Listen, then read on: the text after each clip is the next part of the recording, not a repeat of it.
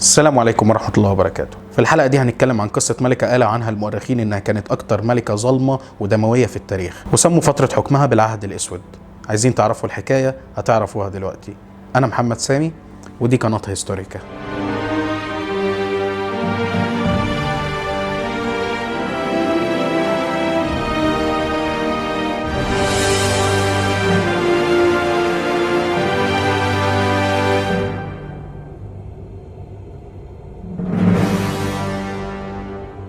الملكة اللي هنتكلم عليها النهاردة اسمها رامافو أو رانا فالونا الأولى، وحكمت مملكة إميرنا في مدغشقر لمدة 33 سنة بالنار والحديد، من سنة 1828 ولسنة 1861. وبعد شوية هقول لكم إزاي بقت ملكة مدغشقر وليه قتلت تقريبا نص الشعب. اتولدت الأميرة رامافو سنة 1788 في القصر الملكي بأنتاناناريفو، وفي طفولتها أبوها أنقذ حياة الملك وحذره إن في مؤامرة بتتعمل عليه من عمه، وحماه من محاولة اغتيال كانت هتقضي على حياته. وفعلا نجي الملك من محاولة الاغتيال، وكان عايز يكرم الأب هو وعيلته، فقرر إنه يتبنى بنتهم رامافو وانه يجوزها لابنه ووريث عرشه. وبعد فتره الملك مات وورث ابنه رضمه الاول العرش، وبكده بقت زوجة الملك واحده من زوجاته ال12. لكن رضمه ما كانش بيحبها وكان متجوزها بس عشان يرضي ابوه، وده اللي خلى فيه فتور ومشاكل كتير في علاقتهم.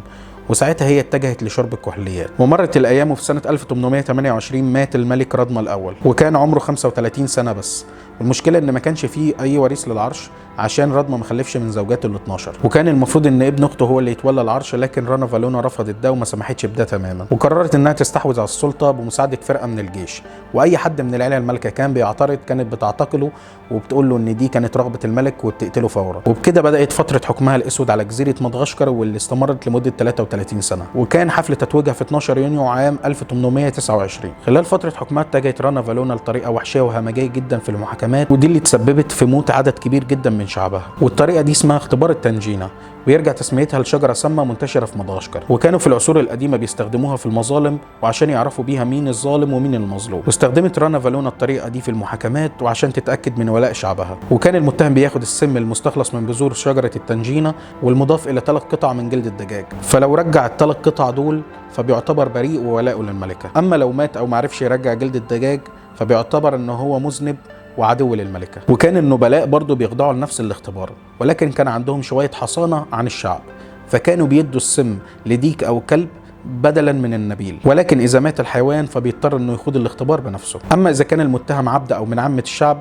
فلازم يخوض التجربة فورا بنفسه بدون أي بدلاء. والعجيب إن الشعب نفسه كان مقتنع بالموضوع وكان بيعتبر الحكم ده حكم إلهي. وعن الموضوع ده اتكلم المؤرخ الملاجاشي راون بانا في القرن ال19 وقال: اعتقد معظم الناس أن اختبار التنجينة يمثل نوع من العدالة الإلهية التي آمنوا بها إيمانا مطلقا، لدرجة جعلتهم يتقبلوا حكم الإدانة في حالة البراءة كحكم عادل ولكنه سر إلهي غير معلوم. وكانوا بيستخدموا اختبار التنجينة للفصل بين سكان مدغشقر واتهامهم لبعض بتهم مختلفة زي السرقة واعتناق المسيحية والسحر. وبتقدر متوسط عدد اللي ماتوا من 20 ل 50% من اللي خاضوا الاختبار ده. وكان الاختبار السبب في موت حوالي 1000 شخص سنويا في الفترة من حوالي سنة 1820 لسنة 1828. ولكن بعد وصول رانا فالونا للحكم زادت النسبة دي ل 3000 شخص في السنة، والفترة دي كانت من 1828 لحد 1861. وتقدر عدد الوفيات في مدغشقر في سنة 1838 بسبب الاختبار ده حوالي 100,000 شخص،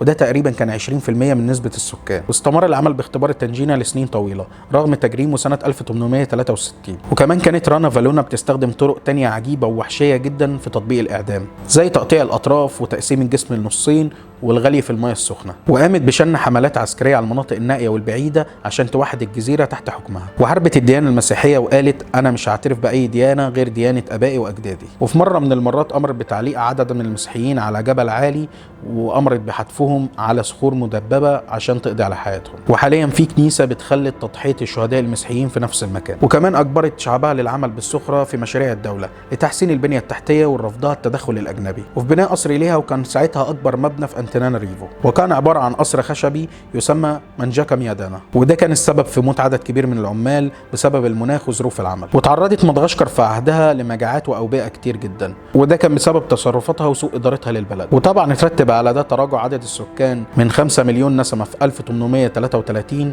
ل 2.5 مليون نسمة في 1839.